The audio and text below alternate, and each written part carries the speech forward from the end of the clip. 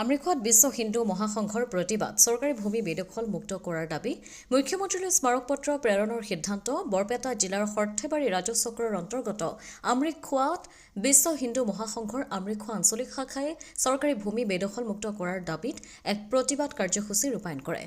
অঞ্চলটোৰ সংৰক্ষিত চৰকাৰী ভূমি বিশেষকৈ জলাশয় বনাঞ্চল ৰিজাৰ্ভ ভূমি জান-জুৰি আদিত সংঘটিত হোৱা অবৈধ বেদখল বিৰুদ্ধে শীঘ্ৰেই ব্যৱস্থা গ্ৰহণৰ দাবী উত্থাপন কৰে সংগঠনটোৱে। বিশ্ব হিন্দু মহাসংঘ আমৰিখোৱা আঞ্চলিক সমিতিৰ সভাপতি দীনবন্ধু বৰ্মনে অভিযোগ কৰে যে আমৰিখোৱাৰ লগতে সৰ্থেবাৰী ৰাজহ চক্ৰৰ অন্তৰ্গত কেইবাখনো গাঁৱত থকা ভিজিআৰ, পিজিআৰ, গো ৰিজাৰ্ভ আৰু মোহ ৰিজাৰ্ভ আদি সংৰক্ষিত ভূমি একাংশ দুষ্ট চক্ৰই অবৈধভাৱে বেদখল কৰি বৃহৎ পুখুৰী খান্দি বৃহত্তৰ ব্যক্তিগত স্বাৰ্থ পূৰণ কৰি আছে। স্থানীয় ৰাইজে কেইবাবাৰো অভিযোগ কৰাৰ পিছতো এতিয়ালৈকে প্ৰশাসনে কোনো ধৰণৰ দৃশ্যমান ব্যৱস্থা গ্ৰহণ নকৰাৰ অভিযোগ উত্থাপন কৰিছে। তেওঁ লগতে কৈছে যে শালমাৰা মহ ৰিজাৰ্ভৰ প্ৰায় ৪,৯৫১ বিঘা ভূমি ১৭ গৰাকী অচিনাকি দুৰ্বৃত্তই বেদখল কৰি ৰাখিছে বুলিও অভিযোগ উত্থাপন কৰা হৈছে।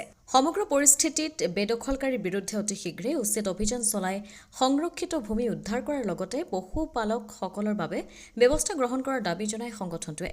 লগতে বিষয়ত সৰ্থেবাৰী ৰাজহ চক্ৰৰ জৰিয়তে অসমৰ মুখ্যমন্ত্ৰীলৈ এখন স্মাৰক পত্ৰ প্ৰেৰণ কৰা হ'ব বুলিও জানিবলৈ দিছে। প্ৰতিবাদ কৰিব লগা হ'ল এইটো কাৰণতে যে আমাৰ যিখিনি জলাশয় আছে, গো ৰিজাৰ্ভ, বিল এৰিয়া, জান-জুৰি এইবিলাক সম্পূৰ্ণৰূপে বেদখল হৈ আছে। আৰু মুখ্যমন্ত্ৰী মহোদয়ক এটাই জনাব বিচাৰোঁ যে তেখেতে আমাৰ এইটো অঞ্চলৰ যিটো কাপলা বিল, তাৰপিছত শালমাৰা, তাৰপিছত হাবলাখপ, পেকদোৱা চিল্লা, এনেকৈ এইখিনি গোটেইখিনি সম্পূৰ্ণ বেদখল হৈ আছে। আৰু এই বেদখলটো হৈ আছে কিন্তু আমি এটা গৰু চৰাব নোৱাৰোঁ, যিটো নেকি আমাৰ গৰু এটা গ'লে তাৰমানে ঠেংখৰা হৈ আহিব। ফিচাৰী প্ৰত্যেকটা ফিচাৰী এনেকুৱা হৈছে যে বিঘাক বিঘা 10 বিঘা 20 বিঘা এনেকুৱা ফিচাৰী বিল এৰিয়াত ৰিজাৰ্ভত কৰি ঘৰ দুৱাৰ বনাই লৈছে। কিন্তু আমি এতিয়া সংকটত পৰিছোঁ, যিখিনি আমি খিলঞ্জীয়া মানুহ আছোঁ এইখিনি মানুহ একেবাৰে সংকটত পৰিছোঁ, যি নেকি আমি গৰুৰ কাৰণে এটা অলপ ঘাঁহ কাটিব নোৱাৰোঁ, গৰু এটা দৰৱ দিব নোৱাৰোঁ। আৰু সেইবিলাক উচ্ছেদ কৰি আমাৰ এই জনসাধাৰণৰ যিটো নৱপ্ৰজন্মৰ এটা সুমীমাংসা কৰি তেখেতসকলে যাতে বাচি থাকে, আমাৰ নিচিনা যাতে এনেকুৱা নহয়। আৰু আজিয়ে এইটো নহয় যে এইখিনি বিদেশী সমস্যাটো আজিয়ে নহয়, যে 1979 চনৰ পৰাই আমি গম পাওঁ যে অলপকৈ লাগি 83ত ৰক্তাক্ত হৈছিলে। কিন্তু উদ্দেশ্য এটাই আছিল যে যিটো উদ্দেশ্য আছিল বিদেশী সমস্যা মিয়া আমাৰ যিটো বেদখল কৰি আছে, তাৰ কাৰণে আমি অসম আন্দোলনো কৰিলোঁ, কিন্তু তাতো একো ফল নাপালোঁ। আজি যিখিনি চৰকাৰ বুলি ক'ম, দল সংগঠনৰ কথা নকওঁ, কিন্তু চৰকাৰ যিখিনি আহিল গ'ল, কিন্তু আমাৰ সমস্যা বাঢ়িয়ে গৈছে। কিন্তু কোনো ধৰণৰ আমি এই সমস্যাৰ পৰা সমাধান বিচাৰি পোৱাই নাই। আৰু বেদখল অলপকৈ নামনি অঞ্চলৰে লাগে, কিন্তু নামনি অঞ্চলৰ যিখিনি আমাৰ এইখিনি কাপলা, শালমাৰা, তাৰপিছত বৰকানা, শালমাৰা, হাবলা, এনেকৈ আৰু এটা জান আছে যে আমাৰ এটা বুৱতী জান আছিলে, আমাৰ গাতে লাগি থকা যিটো জান, এই চিল্লাৰ পৰা কাপলাক লগি এইটো বুৱতী জান এটা আছিলে, সেইটো বেদখল হৈ আছে। একেবাৰে নাই, জান বুলি নাই, তাতে জান বুলি একো চিনে নাই।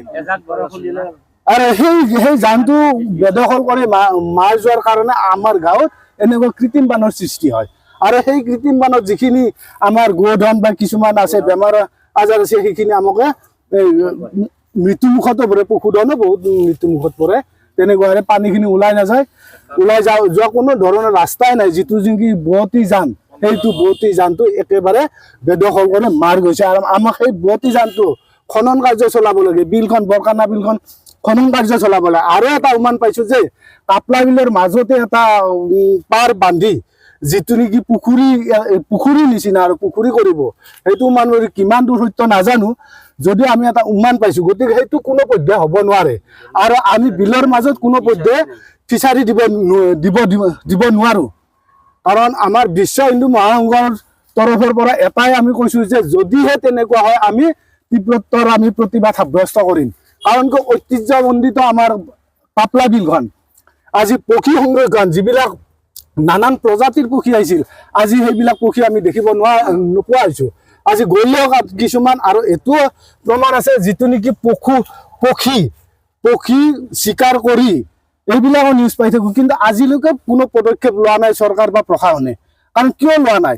আমাক পক্ষী সুৰক্ষাৰ কাৰণে কমিটি আছে, পক্ষী সংৰক্ষণ কৰাৰ কাৰণে কমিটি আছে, কিন্তু সেইবিলাকত কোনো ধৰণৰ তত্বাৱধান বা তাত একো হেৰি কৰাটো আমি দেখা পোৱা যোৱা নাই। আৰু আমি ইমান পাই আছোঁ ফান পাতি বহুত পক্ষী মাৰে আৰু সেই পক্ষীবিলাক নিধন কৰি আছে, তাৰ ৰক্ষণাবেক্ষণ দিব লাগে।